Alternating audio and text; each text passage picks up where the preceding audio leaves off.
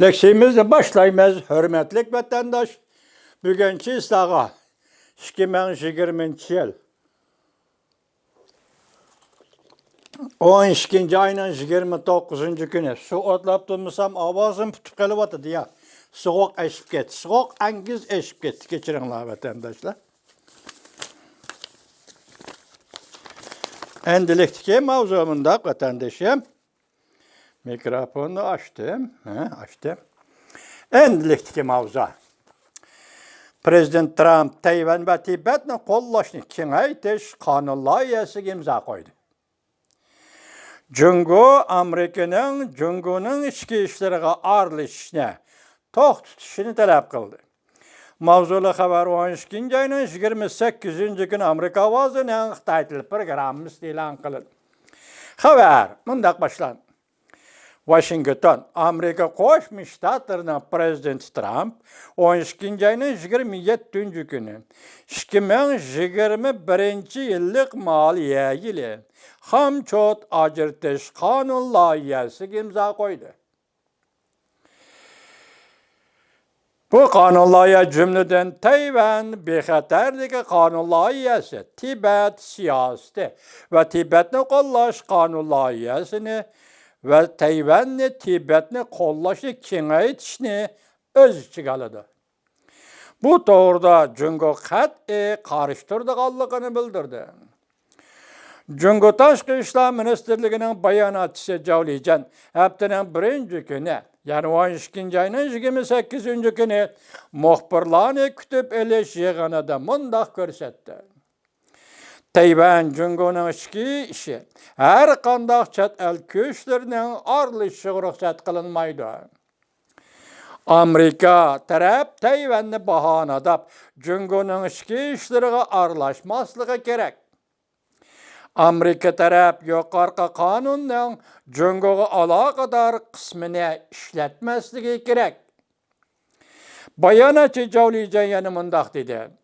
Jungo taraf Amerika taraf imzalagan aloqador qonunning Tibetga chetishlik qismiga qat'iy qarshi turdi. O mundaq ko'rsatdi. Tibet masalasi Jungo'ning egilik huquqi va zamin butunligiga munosabatlik Jungo'ning nuqul ichki ishidir. Prezident Trump yakshanba kuni umumiy sommasi 2 trillion 300 milliard dollarlik hamchot ajratish qonun loyihasiga imzo qo'yib, bu qonun loyihasini rasmiy qonunga aylantirdi. Bu qonun loyiha millionlagan amerikalikni ishsizlik sug'urtasi bilan ta'minlashni va yuqumli virus qiyinchiligidan qutuldirish qonun loyihasini, federatsiyalik hukumatga pul ajratish, undan boshqa yana Tayvanga kapolat berish qonun loyihasini, hamda Tibet siyosati va Tibetni qo'llash qonun loyihasi qatorliq mazmunlarni o'z ichiga oladi. Tayvanga kapolat berish qonuniga prezidentning imzo qo'yganligini qarshi oladiganligini bildirdi. Amerika ma'muriy doiralariga va partiya guruhlaridan olqigan hamkorlikqa rahmat aytdi. Tibet siyosati va Tibetni qo'llash qonun loyihasining mazmunida Tibet xalqi o'zining ma'naviy doisi Dalay Lamaning izbosarini tanlashga huquqli. Dalay Lamaning va Tibet diniy lamasi sifatida davomlashtirish tartiblariga aralashadigan Jungo'ning har qanday amaldorlari Amerika Qo'shma Shtatlarining embargo qilish nishoniga aylanadi. Hindistonda ta'sis qilingan Tibet sadosi matbuoti haftaning birinchi kunidagi xabarida mundaq ko'rsatdi.